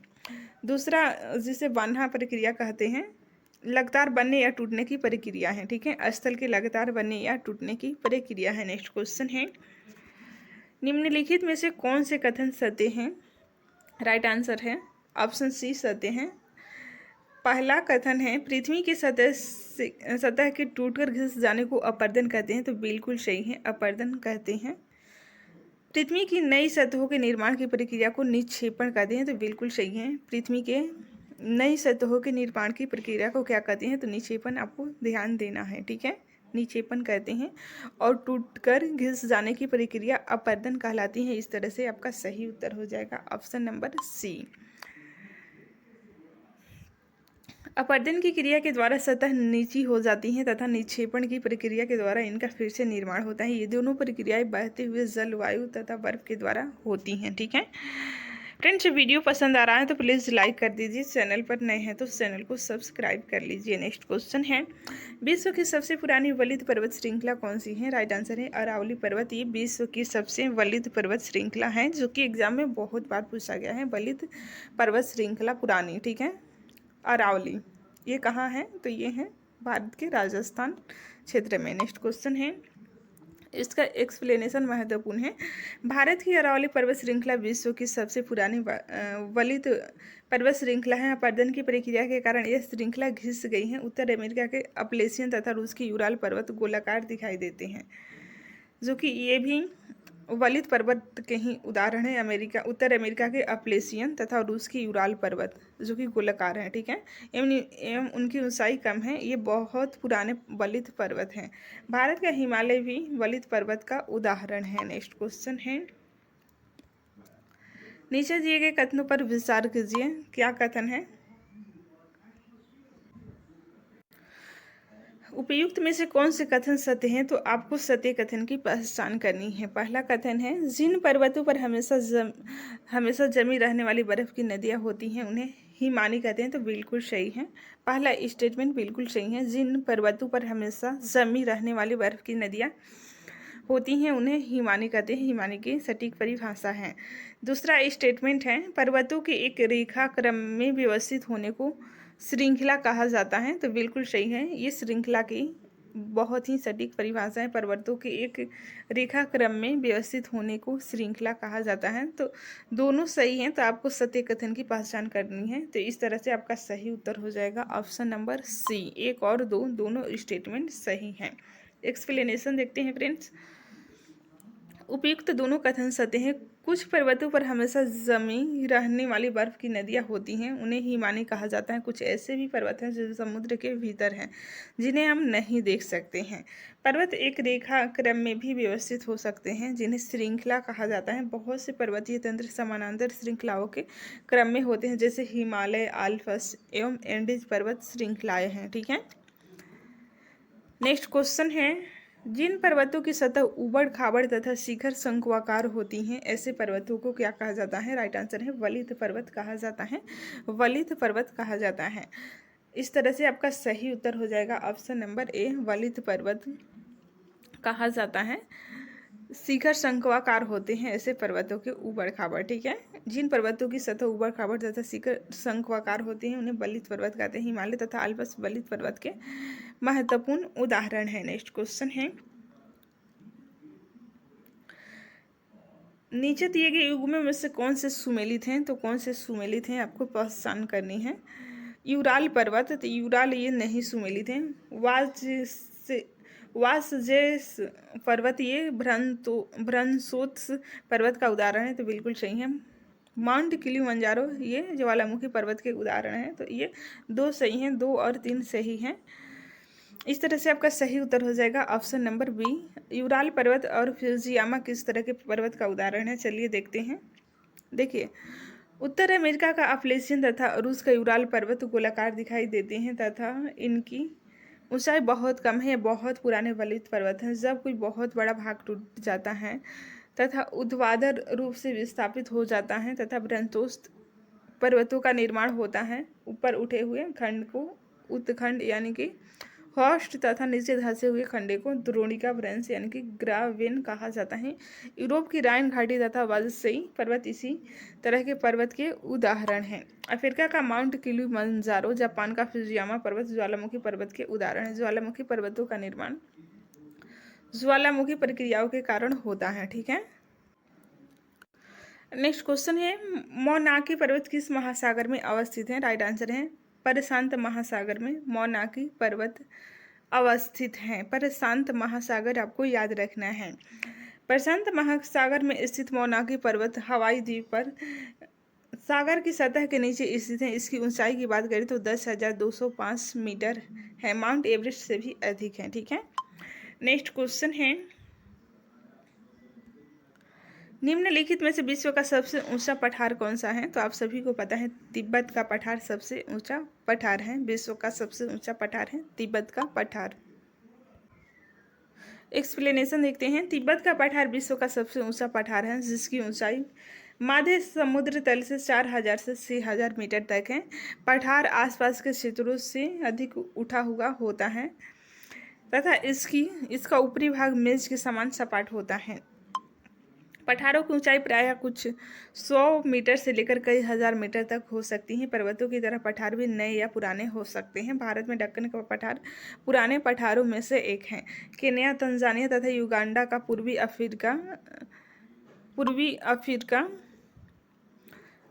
पूर्वी अफ्रीकी पठार एवं ऑस्ट्रेलिया का पश्चिमी पठार इस प्रकार के उदाहरण हैं, ठीक है। केन्या, तंजानिया तथा युगांडा का पूर्वी अफ्रीकी पठार एवं ऑस्ट्रेलिया का पश्चिमी पठार इस प्रकार के उदाहरण आप देख सकते हैं। अफ्रीका का पठार सोना एवं हीरो के खनन के लिए प्रसिद्ध है। भारत में छोटा नागपुर के पठार में लोहा, कोयला तथा मैग्नीज के बहुत बड़े भंडार पाए जाते हैं। नेक्स्ट क्वेश्चन है, मैदानों के संदर्भ में नीचे दिए गए कथनों पर विचार कीजिए। आपको बताना है इनमें से कौन से कथन सही हैं। सही स्टेटमेंट की पहचान करनी है। पहला स्टेटमेंट है, अधिकांश मैदान मुख्य नदियों तथा उसकी सहायक नदियों के कारण बने होते हैं, तो बिल्कुल सही है। अधिकांश मैदान मुख्य नदियों तथा उसकी सहायक नदियों के कारण बने होते हैं। दूसरा है, मैदान विश्व में सबसे अधिक जनसंख्या वाले भाग होते हैं, तो बिल्कुल सही है। मैदान विश्व में सबसे अधिक जनसंख्या वाले भाग होते हैं। मैदानी क्षेत्र में जनसंख्या सर्वाधिक निवास करती हैं, ये कहने का मतलब है, तो बिल्कुल सही है। ऑप्शन सी सही हो जाएगा। 1 और 2 दोनों सही दिया हुआ है। एक्सप्लेनेशन देखते हैं। मैदान समतल भूमि के बहुत बड़े भाग होते हैं। वे सामान्यतः माध्य समुद्री तल से 200 मीटर से अधिक ऊंचे नहीं होते हैं।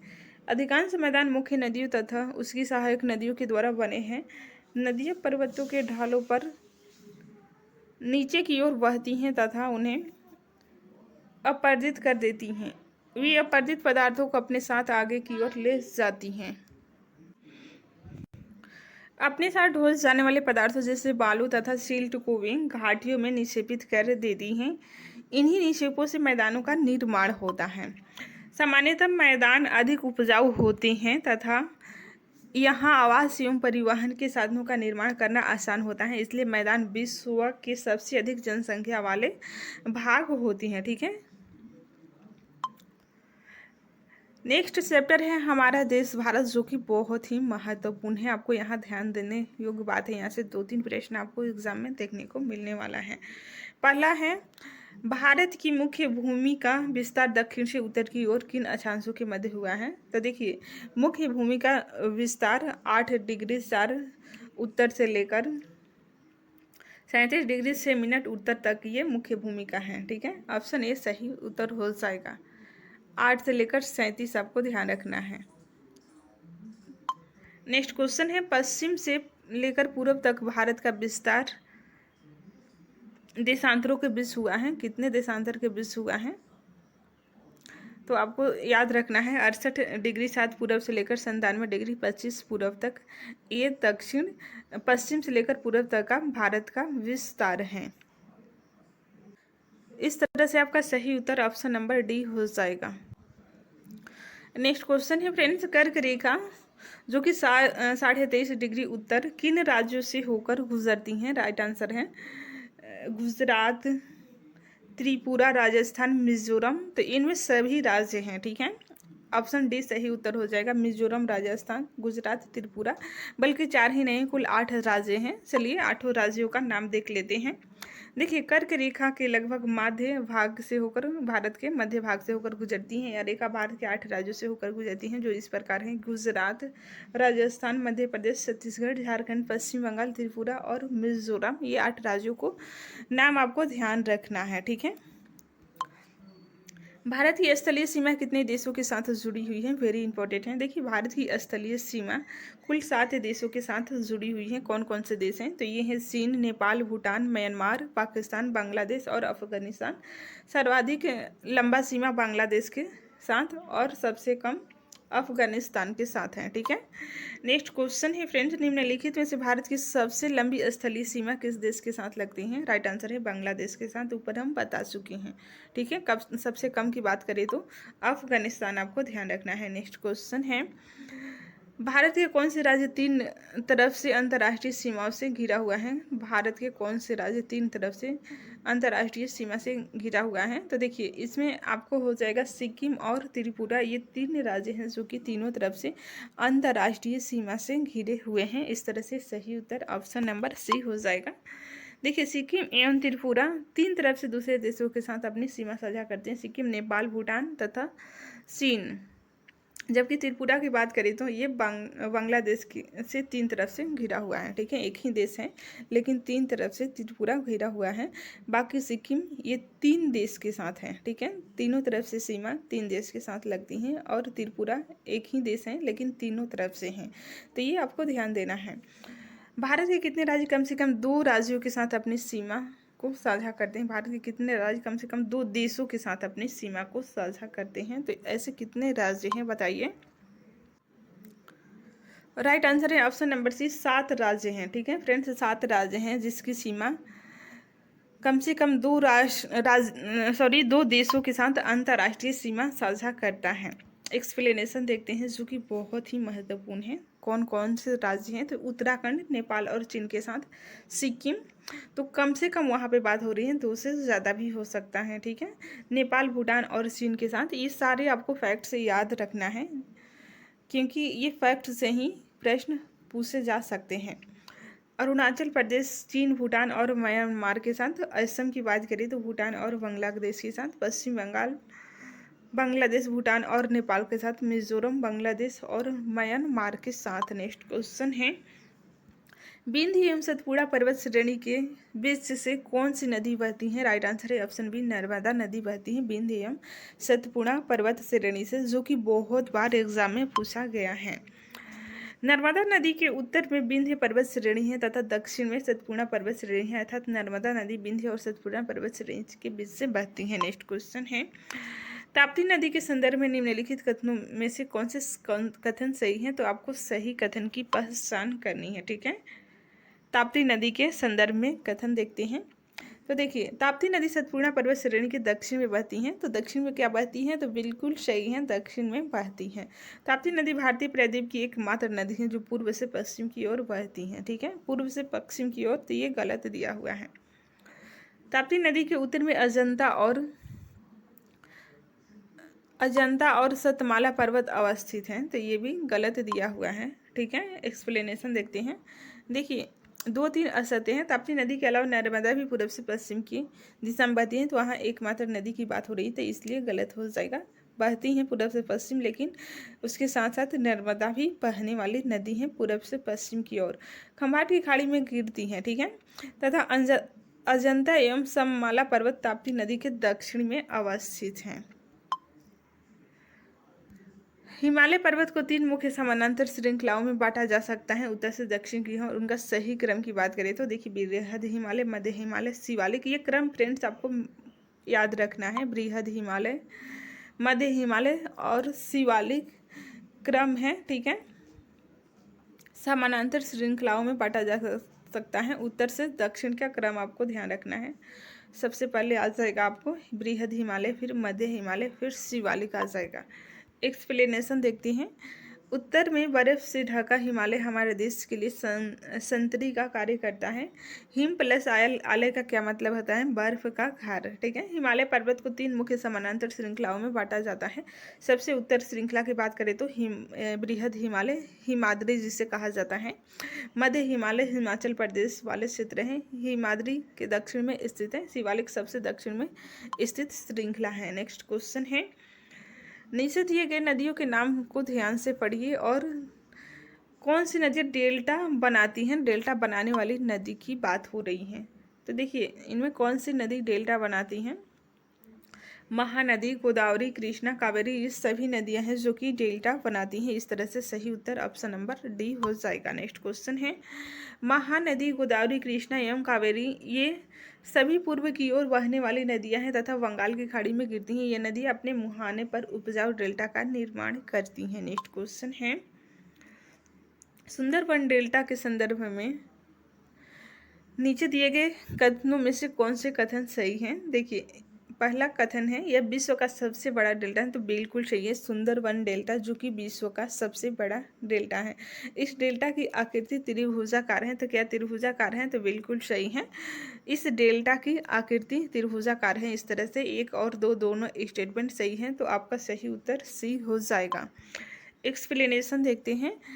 गंगा एवं ब्रह्मपुत्र नदियां विश्व के सबसे बड़े डेल्टा का निर्माण करती हैं, जिसे सुंदरबन डेल्टा कहा जाता है। इस डेल्टा की आकृति त्रिभुजाकार है।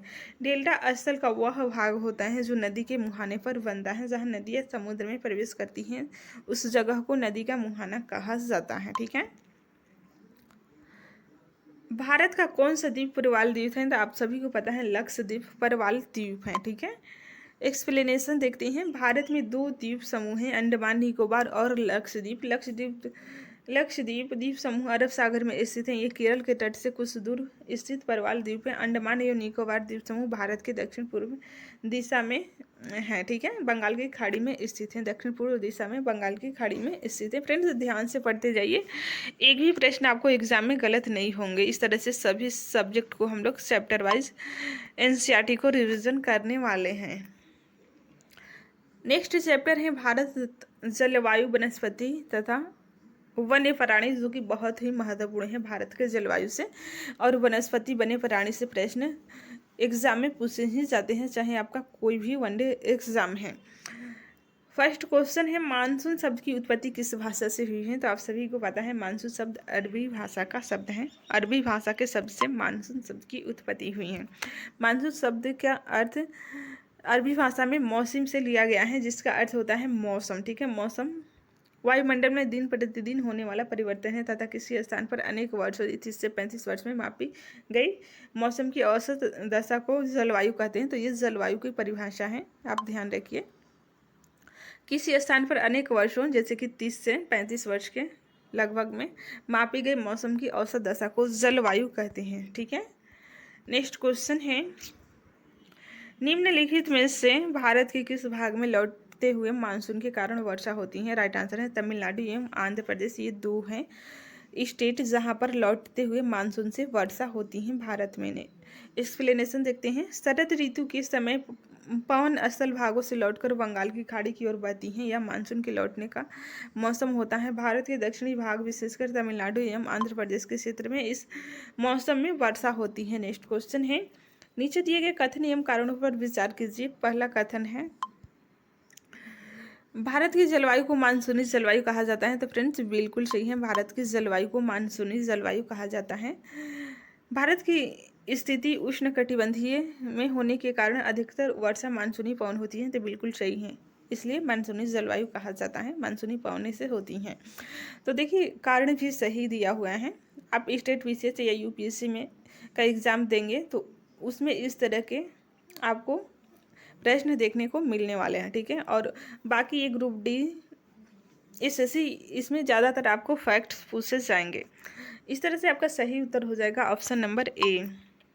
एक्सप्लेनेशन देखते हैं। देखिए भारत की जलवायु को मानसूनी जलवायु कहा जाता है क्योंकि भारत की स्थिति उष्णकटिबंधीय में होने के कारण अधिकतर वर्षा मानसूनी पवन से होती है। नेक्स्ट क्वेश्चन है, किसी स्थान की जलवायु के निर्धारण में कौन कौन से कारक महत्वपूर्ण होते हैं।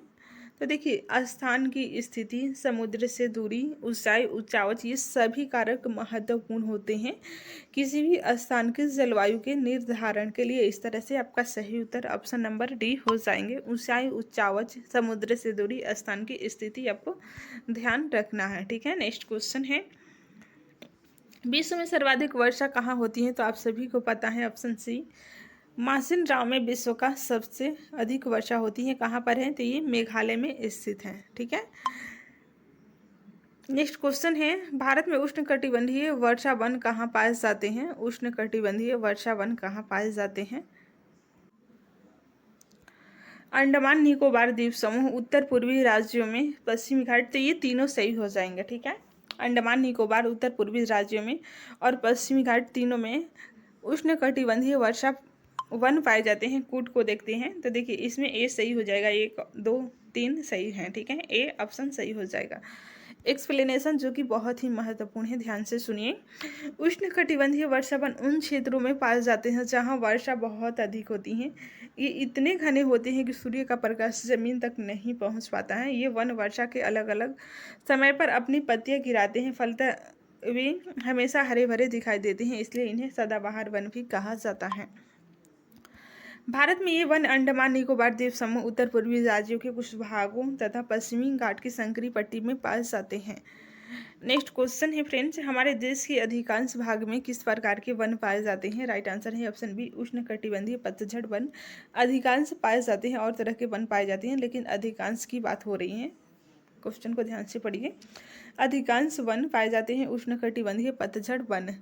एक्सप्लेनेशन देखते हैं, हमारे देश के बहुत बड़े भाग में उष्णकटिबंधीय पतझड़ वन पाए जाते हैं। इन वनों को मानसूनी वन भी कहा जाता है, ठीक है। एक और नाम है मानसूनी वन। ये सारे एनसीईआरटी का लाइन है, ठीक है, इसलिए आपको ध्यान देने की ज़रूरत है क्योंकि यहीं से प्रश्न एग्जाम में बनेंगे। ये कम घने होते हैं और वर्ष के एक निश्चित समय में अपनी पत्तियां गिराते हैं। नेक्स्ट क्वेश्चन है, निम्नलिखित में से कौन से कथन सही हैं। तो इसमें सत्य कथन की पहचान करनी है। पहला है, कटीली झाड़ियाँ वाली वनस्पति में पानी की सतही को कम करने के लिए पत्तियों में बड़े बड़े कांटे होते हैं। तो बिल्कुल सही है, पानी की सतही को कम करने के लिए पत्तियों में बड़े बड़े कांटे होते हैं। पर्वतीय क्षेत्र में पर्वतों की ऊंचाइयों के साथ वनस्पतियों में भी भिन्नता पाई जाती है। तो बिल्कुल सही है, पर्वतीय क्षेत्रों में पर्वतों की ऊंचाइयों के साथ साथ वनस्पतियों में भी भिन्नता पाई जाती है। इस तरह से सही उत्तर 1 और 2 दोनों हो जाएंगे, सी आंसर हो जाएगा। काटेली झाड़ियों वाली वनस्पतियां शुष्क भागों में पाई जाती हैं। पानी की सतही को कम करने के लिए इनकी पत्तियों में बड़े बड़े कांटे होते हैं। पर्वतों की ऊंचाई के अनुसार वनस्पतियों के विभिन्न प्रकार पाए जाते हैं क्योंकि ऊंचाई बढ़ने के साथ तापमान में कमी आती है। नेक्स्ट क्वेश्चन है, नीचे दिए गए सूची 1 को सूची 2 से सुमिलित कीजिए। सूची 1 है रोजवुड महोगनी। तो ये देखिए रोजवुड महोगनी उष्णकटिबंधीय सदाबहार वन है, ठीक है। 1 का 2 हो जाएगा। पीपल नीम, पीपल नीम का हो जाएगा आपको उष्णकटिबंधीय पतझड़ वन है। पीपल और नीम एग्जाम्पल है उष्णकटिबंधीय पतझड़ वन का। खैर बबूल, खैर बबूल क्या है, तो ये हैं कटीली झाड़ियाँ हैं खैर बबूल, इसमें कांटा रहता है। पाइन देवदार, तो ये पाइन देवदार हो जाएगा पर्वतीय वनस्पति, ठीक है, पर्वतीय वनस्पति। इस तरह से आपका सही उत्तर हो जाएगा, ए का 2, बी का 4, सी का 3, डी का 1। तो इसमें कौन सा है ऑप्शन, ऑप्शन नंबर सी सही हो जाएगा। एक्सप्लेनेशन देखते हैं। उष्णकटिबंधीय सदाबहार वन में देखिए रोजवुड, महोगनी, आबनूस आदि हैं। उष्णकटिबंधीय पतझड़ वन में पीपल, नीम, शीशम, सागौन, साल ये एग्जाम्पल हैं। कटीली झाड़ियों में खैर, बबूल, कैक्टस, कीकर आदि हैं। कटीली की बात हो रही है तो समझिए जिसमें कांटा होगा, पत्ते कांटा के रूप में होंगे। पर्वतीय वनस्पति में पाइन, देवदार, सीड़ आदि आएंगे। नेक्स्ट क्वेश्चन है, मैंग्रोव वन के संदर्भ में निम्नलिखित कथनों पर विचार कीजिए। कथन है ये वन खारे पानी में भी रह सकते हैं, तो बिल्कुल सही है, मैंग्रोव वन खारे पानी में भी रह सकते हैं। दूसरा कथन है सुंदरी इस प्रकार के वनों की महत्वपूर्ण प्रजाति है, तो बिल्कुल सही है। एक और दो दोनों सही हैं, तो इस तरह से सही उत्तर ऑप्शन नंबर सी हो जाएगा। मैंग्रोव वन खारे पानी में भी रह सकते हैं। ये मुख्यतः पश्चिम बंगाल के सुंदरबन तथा अंडमान एवं निकोबार के द्वीप समूहों में पाए जाते हैं। सुंदरी इस प्रकार के वनों की महत्वपूर्ण प्रजाति है। इस प्रजाति के नाम पर इस क्षेत्र का नाम सुंदरबन पड़ा, प्रजाति का नाम है, ठीक है। तो क्यों पड़ा था ये भी स्टेटमेंट देके आपसे पूछा जा सकता है। तो प्रजाति के नाम पर सुंदरबन पड़ा है। दोनों कथन सही दिया हुआ है। नेक्स्ट क्वेश्चन है, वन्य जीव सप्ताह कब मनाया जाता है? राइट आंसर है अक्टूबर के पहले सप्ताह में वन्यजीव सप्ताह मनाया जाता है। क्यों मनाया जाता है? तो देखिए प्रत्येक वर्ष अक्टूबर के पहले सप्ताह में वन्यजीव सप्ताह के रूप में मनाया जाता है, ताकि वन्यजीव के निवास को संरक्षित रखने के लिए जागरूकता लाई जा सके। नेक्स्ट क्वेश्चन है, निम्नलिखित में से भारत में जंगली बकरी कहाँ पाई जाती है? तो आप सभी को पता है हिमालय क्षेत्र में जंगली बकरी पाई जाती है। हिमालय क्षेत्र में जंगली बकरी पाई जाती है। ये सारे फैक्ट्स आपको याद रखना ही होगा अगर आपको एग्जाम क्लियर करना है तो। नेक्स्ट क्वेश्चन है, भारत में जंगली गधे का प्राकृतिक निवास, तो आप सभी को पता है कच्छ के रण में जंगली गधे पाए जाते हैं। गुजरात के कच्छ के रण में जंगली गधे पाए जाते हैं। देश और उनके निवासी, ठीक है, देश और उनके निवासी भाग 1 है।